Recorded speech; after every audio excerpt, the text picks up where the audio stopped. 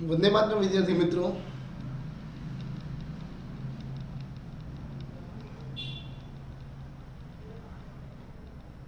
11 science physics chapter number 5 ગતિના નિયમો. એમાં દાખલા જોતા હતા. 11 નંબરનો દાખલો હોમવર્કમાં આપેલો અને 12 નંબરનો દાખલો આજે જોઈએ આપણે.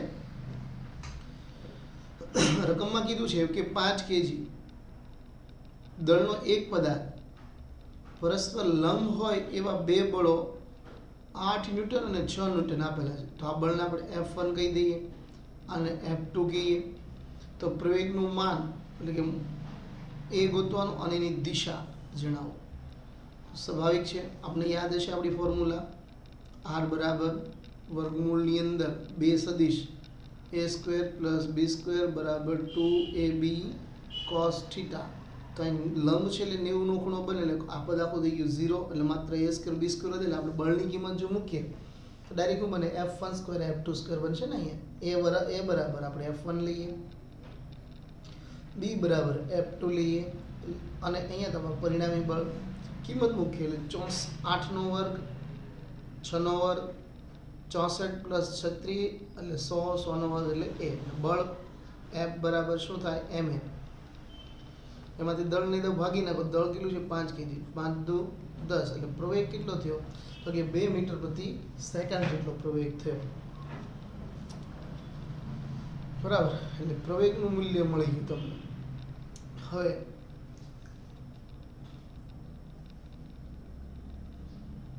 આ રીતે એકબીજાને લંબ બે બળો હતા આપણે જોયું.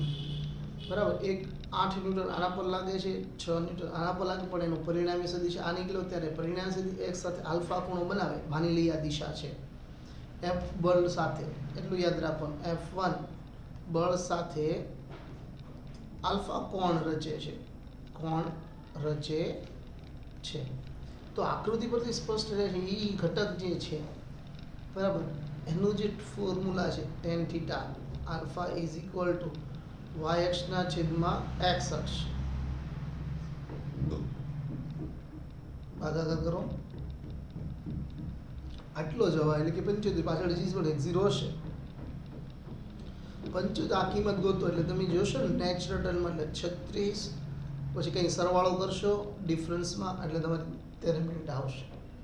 જે પ્રવેગ 8 ન્યૂટનના બળની સાથેનો બનાવેલો ખૂણો છે અને એની દિશા કહેવાય. ખૂણો એટલે એની શું કહેવાય દિશા, પરિણામી દિશા કહેવાય.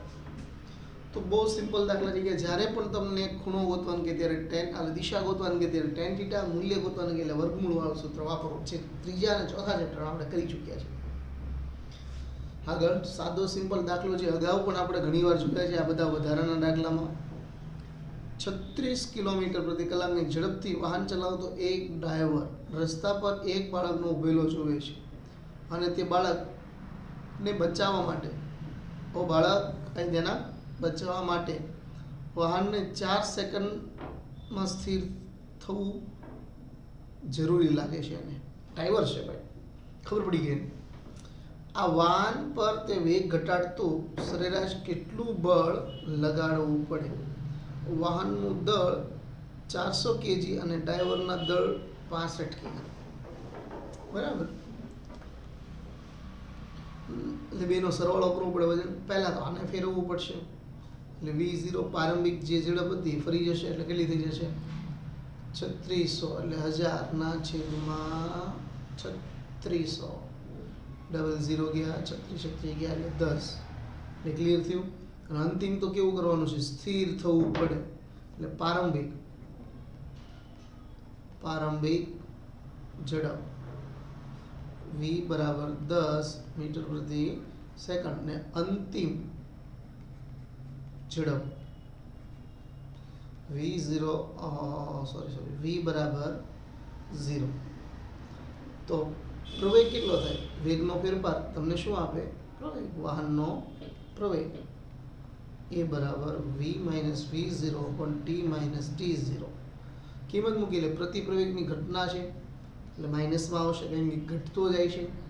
તો શું થયું 0 - 10 સમય કેટલો આવ્યો 4 સેકન્ડ બરાબર અહીંયા લુચીમાં આ 4 સેકન્ડ તો -2.5 મીટર પ્રતિ સેકન્ડ એટલે આપણો આન્સર થઈ ગયો આ દળ કેટલું થાય તો કે બંનેના સરવાળા જેટલું એટલે આપણે દળ તો ડાયરેક્ટ જ લખીએ કે ને 65 kg કેવી રીતે થયું તો ગાડીમાં ડ્રાઈવર બેઠો છે એમ અને F બરાબર ma તો મૂકો કિંમતમાં આટલું મૂલ્યનું બ્રેક મારવી પડે જેથી 4 સેકન્ડમાં ઊભી રહી ગાડી બોલો 1662.5 ન્યૂટન બળ લગાવવાથી ગાડી 4 સેકન્ડ સ્થિર થઈ જશે જેથી બાળકનો આ ચમત્કારિક બચાવ થાય બાકી વિજ્ઞાન તો હોય જ સંતાયેલું બરાબર હવે જો ઉચક્યા વગર 20,000 kg દળ ધરાવતો એક રોકેટનો વિસ્ફોટ કરતા તે ઉધ્વ દિશામાં 5 મીટર પ્રતિ સેકન્ડ સ્ક્વેરના પ્રારંભિક પ્રવેગથી ગતિ કરે છે તો વિસ્ફોટથી લાગતો પ્રારંભિક ધક્કો બળ ગણો ધારો કે પ્રવેગ ઉધ્વ દિશામાં ગતિ કરતા રોકેટ પર નીચી દિશામાં વજન બળ W અને ઉધ્વ દિશામાં પ્રારંભિક ધક્કો T લાગે છે સીધી જ વાત છે ને ભાઈ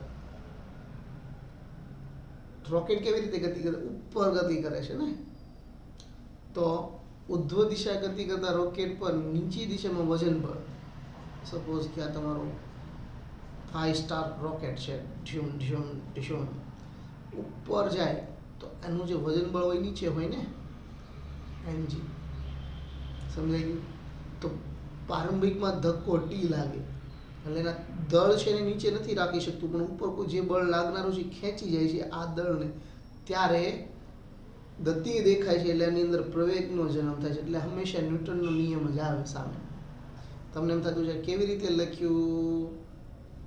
રીતે લખ્યું તો થિયરીમાં કીધું હતું કે જે બળ ખેંચી જાય એમાંથી એનું વજન બળ બાદ કરો જો વસ્તુને નીચે તરફ ખેંચાતી હોય તો એનું વજન બળ ઉપર નથી જવા દેતું મતલબ તણાવ બળ કામ કરતું નથી બરાબર તો ટ બરાબર મમ્મીજી પ્લસ મામાજી બરાબર એમાંથી એમ કોમન નીકળે એટલે ટી પ્લસ એ એટલે ફોર્મ્યુલા થઈ ગઈ આ પણ શોર્ટ ફોર્મ્યુલા યાદ રાખી શકો છો તમે કિંમત મૂકો એટલે રોકેટ પર લાગતો ધક્કો 3 × 10⁵ ન્યૂટન જેટલો હશે સાદુરૂપ મને આવડતું નથી થોડું કેલ્ક્યુલેટ ગયો ચોપડી પાસે લઈને બેહો ચોખ્ખું કહે છે 2000 દળનું ધરાવતું એક રોકેટ વિસ્ફોટ કરતા ઉધ્વ દિશામાં એટલા પ્રવેગથી જાય છે તો વિસ્ફોટ થતા પ્રારંભિક ધક્કો એટલે બળ જ ગણવાનું રહે બરાબર બળ એટલે ખેંચો કે નીચે મારે ઉપર ખેંચાય છે એના તણાવ બળ એવું નહીં કે દોરી બાંધી હોય તો જ તણાવ બળ આવે બરાબર 15મો તો કે 0.40 kg દળ અને પ્રારંભિક ઉત્તર દિશામાં 10 મીટર પ્રતિ સેકન્ડની ઝડપથી ગતિ કરતો એક પદાર્થ 8 ન્યૂટન બળ દક્ષિણ દિશામાં 30 સેકન્ડ સુધી લાગે છે તો બળ લાગવાથી ક્ષણે t બરાબર 0 અને x બરાબર 0 અને t બરાબર -5 સેકન્ડ 25 સેકન્ડ 100 સેકન્ડ સમય સ્થાન શોધો પ્રારંભિક આપી દીધું હવે બહુ ટાઈમ ના લેતા પ્રારંભિક દળ ઉત્તર દિશા એટલે ધન દિશા દક્ષિણ દિશા એટલે નીચેની દિશા એટલે ઋણ દિશા આપણે લઈશું બરાબર તો અહીંયા તમારી પાસે માઇનસ કીધું છે એનો મતલબ નીચે તરફ તો જો t બરાબર 5 સેકન્ડ એ પદાર્થનું સ્થાન ક્યાં હશે તો સ્થાન ગોતવા માટે v બરાબર x/t તો એમાં x1 ને કરતા બનાવો 50 મીટર નીચે એટલે નીચે જવાનું છે બરાબર આ રીતે તમારું નોર્થ અને આ રીતે તમારી સાઉથ આ રીતે ઈસ્ટ અને વેસ્ટ આ રીતે થોડું સેટલમેન્ટ કરેલું છે જોજો ટી બરાબર 25 સેકન્ડના સ્થાને પદાર્થ તો કિંમત મૂકશું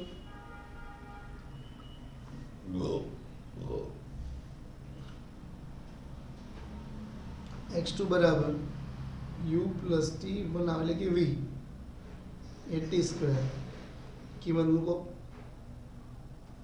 આ સૂત્રમાં જે આ પ્રવેગ -20 થશે પ્રારંભિક વેગ તમને 10 આપ્યો છે t 25 સેકન્ડ બનાવ પ્રવેગ થયો -20 અને t એટલે 25 નો વર્ગ સાદુરૂપ આપો આ આન્સર ભાગ ઉડે છે બહુ બધા સરસ ભાગ ઉડતા હોય આ 5 ગયા બરાબર એટલે સીધું 25 કિંમત અથવા તો 2 વડે ભાગો તોય હાલે બરાબર, અહીંયા ઉડાડો, સોરી આ ભાઈ નો ઉડે ભાઈ, ક્યાં લેવા ગયા.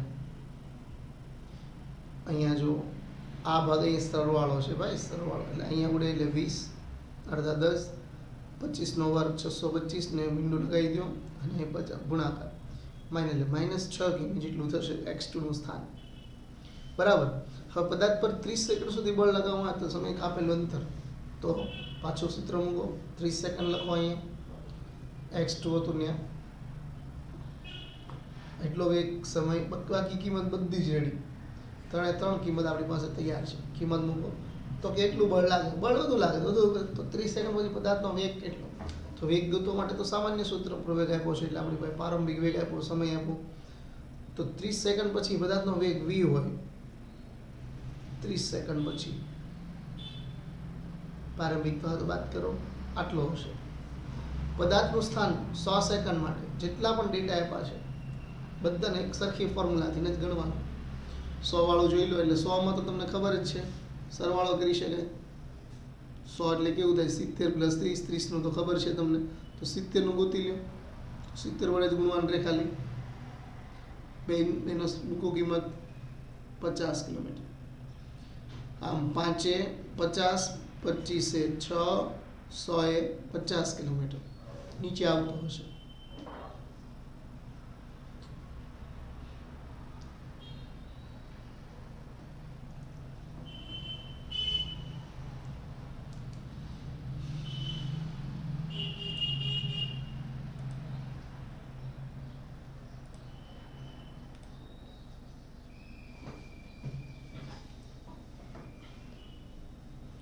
એક ટ્રક સ્થિર સ્થિતિમાંથી શરૂ કરે છે,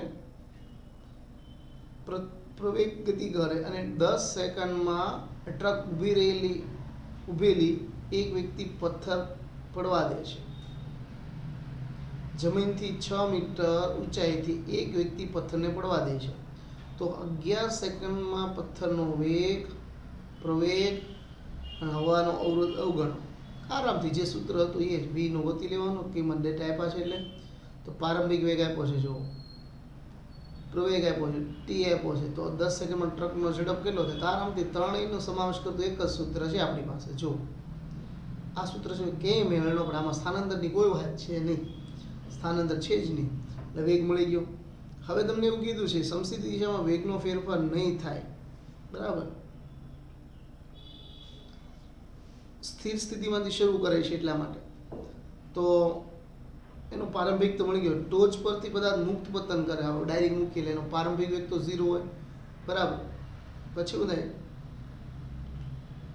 1 સેકન્ડ એટલે 10 બાદ કરો 1 સેકન્ડ આ હોય તો 11 સેકન્ડના અંતે અધો દિશામાં વેગ, કિંમત મૂકીએ આપણે. પ્રવેગ કેટલો મળ્યો છે આપણે, રકમ આપ્યો છે 2 અને અહીં ગુરુત્વ પ્રવેગ મુક્ત પતન કામે છે એટલે 10, t બરાબર 1 સેકન્ડ લઈએ આપણે, તો 10 મીટર પ્રતિ સેકન્ડ જેટલો વેગ y આપે. તો આપણો પથ્થર x અક્ષ પર કેટલું હતું 20 અને y અક્ષ પર કેટલું મળી ગયું, તો એનો વેગનું સૂત્ર v = x I cap + v y j cap યાદ છે આપણે. કિંમત મૂકીએ તો શું થશે, વર્ગમૂળની અંદર 20 નો વર્ગ પ્લસ 10 નો વર્ગ બરાબર 22.4 મીટર પ્રતિ સેકન્ડ. આ ફોર્મ્યુલામાં હવે દિશા ગોતવી તો આપણે ખબર છે, tan θ x y ના છેદમાં x ગુણાકાર 1/2, tan 1/2 ની કિંમત તમે જુઓ, આમ તો tan 45 બરાબર 1 થાય, 45 ની તમે લઈ આવો અહીં 22 થાય તો એની કિંમત 0.5 ની આજુબાજુ થતી હોય, એટલે એને 10 માં કિંમત જોજો 0.5 આમ જે પણ આવતા હોય, તો નેચરલ 10 માં કિંમત, તો આનો ખૂણો અહીંયા જોશો તો એક ખૂણા લખ્યા છે બધા આ લાઈનમાં, પહેલી લાઈન ઉપર અહીંયા છે ડિગ્રી ને એવું બધું હશે, બરાબર. અને બીજો આન્સર માંગ્યો છે તમારી પાસે રકમમાં, પ્રવેગ કેટલો હશે, તો પથ્થર સમસ્થિતિ દિશામાં આટલા વેગથી અચળ ગતિ કરે છે, તો સમસ્થિતિ દિશામાં પ્રવેગ 0 હોય, અધો દિશામાં પ્રવેગ ઉદ્ભવે છે, પદાર્થ મુક્ત પતન કરતો હોય તેનો જવાબ -8 મીટર પ્રતિ સેકન્ડ સ્ક્વેર થાય લેવું હોય તો વિદ્યાર્થી મિત્રો અહીંયા ચેપ્ટર નંબર 5 ના મુખ્યત્વે દાખલા બધા જ પૂર્ણ કરીએ છીએ આપણે. બરાબર. હવે JEE નીટની અંદર થોડા આના કન્સેપ્ટ વધારે હશે, આપણે જોઈશું. Thank you. જય હિન્દ.